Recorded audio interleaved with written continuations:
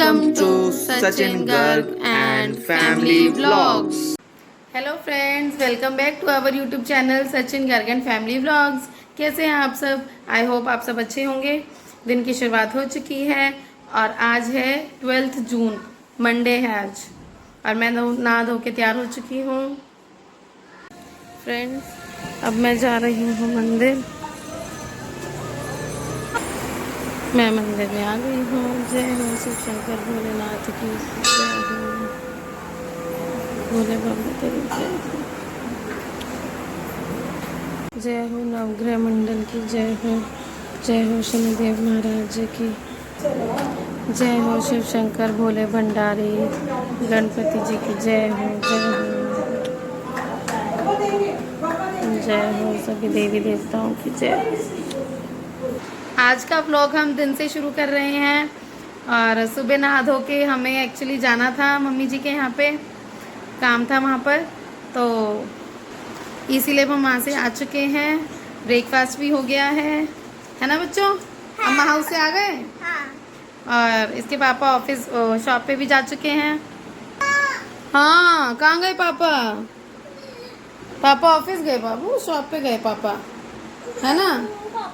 और टाइम हुआ है अभी 12:45 और ममता अभी आई नहीं है, तो वो भी आने वाली है। और अब हम कर रहे हैं पार्ट का काम, स्कूल का जो है हॉलीडे होमवर्क। इसका मैथ में ये होमवर्क था कि जो मैथमेटिशियंस होते हैं, ग्रेट मैथमेटिशियंस, इनकी पिक्स लेके और इनके बारे में 3-4 लाइन्स लिखनी है। तो अब हम उनके बारे में लिख रहे हैं। देखो, मैंने पिक्स भी कट कर ली हैं। देखो, आर्यभट्ट, सर इसाक न्यूटन, और इधर ये रामानुजन। ऐसे अभी यूक्लिड, थेल्स, अब इनकी और पिक्स काट के पेस्ट करके फिर इनके बारे में 3-4 लाइन्स लिखेंगे हम। कर ले फटाफट, लेट हो गई यार, 1:30 बज रहा है। के पास में बर्तन भी थे। अच्छा, भाई भी खड़ी, दोनों काम करे अभी तो हम भी तो वहीं से आए हैं अभी। हाँ, जो वो था ना उनका हाँ। था, मंगलवार का व्रत भैया करते थे ना। हाँ, उसका उद्यापन था। ओके, तो मैंने कहा चल ठीक है, कर दूँ। हल अपना करके आ गई। कोई नहीं, कर ले फटाफट सारा। फ्रेंड्स, खुशबू भी सो गया है, तो अब ममता आराम से अपना काम कर लेगी, है ना, बीच में नहीं अड़ेगा। और नोना कर रहा है अपना काम। अब जब ये कंप्लीट हो जाएगा फिर मैं आपको दिखाऊंगी। और आज है 14 जून, आज है एकादशी। तो मैं नहा धो ली हूँ, तैयार हो गई हूँ और अब मैं करती हूँ एकादशी की कहानी। फ्रेंड्स, आज है एकादशी। आज कौन सी एकादशी है? जो पिछली एकादशी थी वो थी निर्जला एकादशी। तो आज है आपकी योगिनी एकादशी। लगाकर राजा को आकर सूचना दी कि महाराज, वह पापी अति कामी है, अपनी स्त्री से हास्य विनोद तथा रमण करने में लगा है। यह सुनकर कुबेर ने क्रोधित होकर माली को बुलाकर लाने की आज्ञा दी। माली भय से कांपता हुआ राजा के सामने उपस्थित हुआ। उसे देखकर क्रोध के मारे राजा के नेत्र लाल हो गए और फिर कहने लगा, अरे पापी, नीच, कामी, तूने मेरे परम पूजनीय ईश्वरों के भी ईश्वर श्री शिवजी महाराज का अनादर किया है। इसीलिए मैं तुझको शाप देता हूँ कि तू स्त्री का वियोग सहेगा और मृत्यु लोक में जाकर कोढ़ी होगा। कुबेर के शाप के कारण वह माल्या बतलाइए, जिससे मेरी मुक्ति हो। यह सुन मार्कंडे ऋषि बोले कि तूने मेरे सन्मुख सत्य वचन कहे हैं, इसीलिए मैं तेरे उद्धार के लिए एक व्रत बताता हूँ।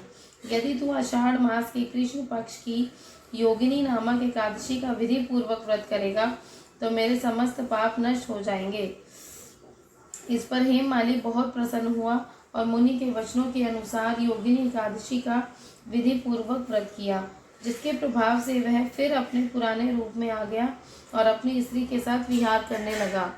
हे राजन, इस योगिनी एकादशी की कथा का फल 88 सहस्त्र ब्राह्मणों के भोजन कराने के बराबर है। इस व्रत के प्रभाव से समस्त पाप दूर होकर अंत में स्वर्ग की प्राप्ति होती है। जय जय हो मेरी काशी माता की जय हो, विष्णु भगवान की जय। हमारी काशी व्रत कथा संपूर्ण हो गई। फ्रेंड्स, आज मशीन लगाई थी मैंने। देखो, कपड़े धुल गए हैं, सारे फैला दिए हैं। धूप तो तेज है वैसे तो, बट अभी यहाँ नहीं आ रही है। और ममता भी आ गई है तो सारी सफाई भी हो गई है। और अब उसके बाद मैं बना रही हूँ करेले। भरमा नहीं बनाऊँगी, काट के बनाऊँगी बिना प्याज के। वो क्या होता है तो उसकी लाइफ अच्छी होती है, क्योंकि गर्मी में गर्म होते हैं ना करेले, तो इसीलिए थोड़े थोड़े वही रोटी के साथ खा लिए, तो इसीलिए बिना प्याज के बनाऊँगी और वो भी काट के। फ्रेंड्स, करेले की कटिंग हो गई है। अब मैं इसे छोंक रही हूँ। इसमें सरसों का तेल, ऑयल, जो भी खाते हो तुम, कुकिंग ऑयल, वो ज़्यादा डलता है, क्योंकि जो करेले होते हैं वो तेल को ज़्यादा पीते हैं। कच्चे करेले होते हैं ना, तेल में ही तो सिकेंगे, बनेंगे ना, भुनेंगे। इसमें अब मैं डालूँगी सौंफ, राई, हींग, अजवाइन। देखो मैंने सौंफ, राई, अजवाइन डाल दी है। सौंफ इसमें थोड़ी सी ज़्यादा डलती है, उसका टेस्ट बहुत अच्छा आता है। और अब इसको थोड़ी देर भुनने देंगे।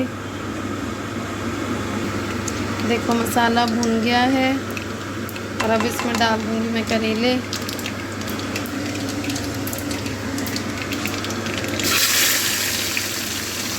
ये देखो, और अब इसको हम अच्छे से मिक्स कर लेंगे। इसमें मिक्स करके देखो गैस को सिम कर देंगे। और अब इसमें मसाले डालेंगे सारे। नमक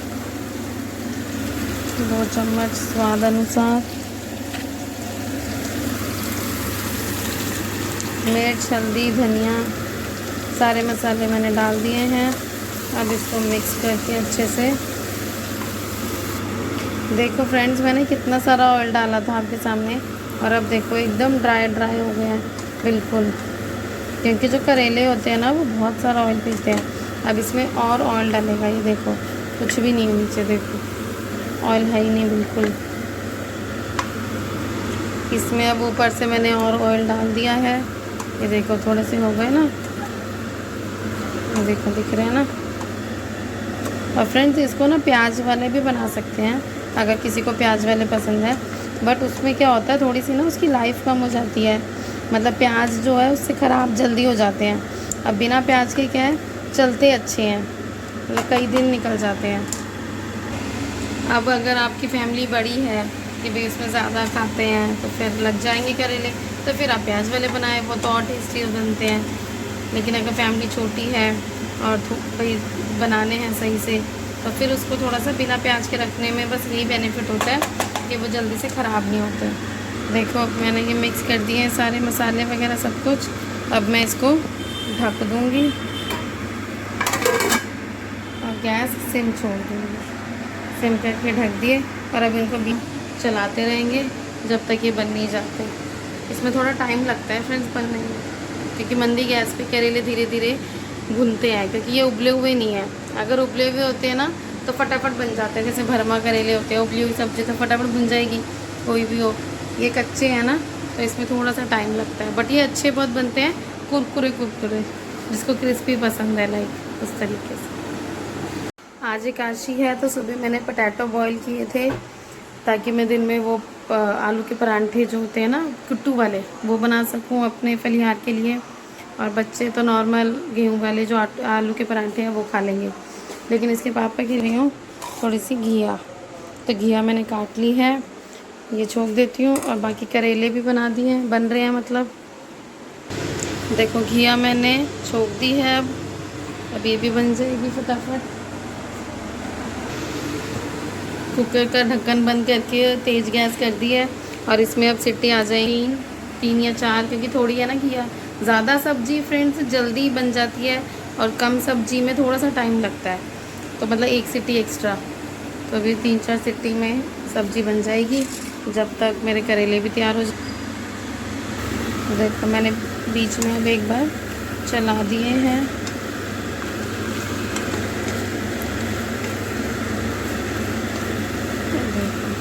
अभी इसमें ऑयल है, ये देखना पड़ता है कि भाई ऑयल अगर बिल्कुल सूख गया है तो फिर थोड़ा सा और ऐड करो, और बीच बीच में, ताकि पीछे नीचे से लगे नहीं और मतलब दोनों तरफ से सीखे, तो बीच में चला के बस यही पलटना होता है।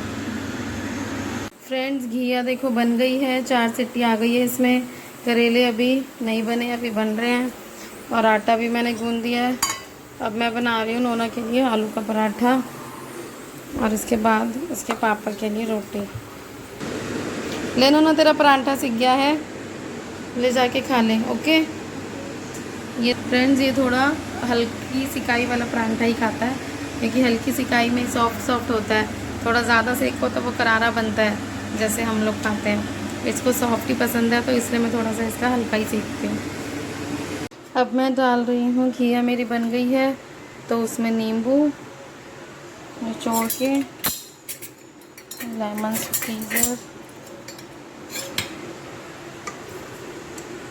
आधा ही नींबू बहुत है क्योंकि घिया थोड़ी ही है। और नींबू के, मैं इसमें घिया में नींबू इसलिए डालती हूँ क्योंकि एक तो मैंने इसमें टमाटर नहीं डाले कि जिससे खट्टा हो, और नींबू के दो फ़ायदे हैं। एक तो भाई खटाई हो जाएगी सब्जी में, मतलब टेस्ट आ जाता है, और दूसरी बात कि जो नींबू है वो पथरी में फ़ायदा करता है। स्टोन में जो किडनी स्टोन्स होती हैं उसमें नींबू फ़ायदा करता है। जैसे जितने भी सिट्रस फ्रूट्स होते हैं जैसे मौसमी, नींबू, ये सब फ़ायदा करते हैं आपको किडनी स्टोन्स में। तो इसीलिए इनको टेस्ट भी अच्छा आता है नींबू का, और प्लस वो हेल्थ के लिए भी अच्छा है। तो इसीलिए मैं जितनी भी तरी वाली सब्जियां होती हैं जैसे घिया, तोरी, दाल, तो मैं इन सब में मेरी कोशिश यही रहती है कि मैं नींबू ही डालूं।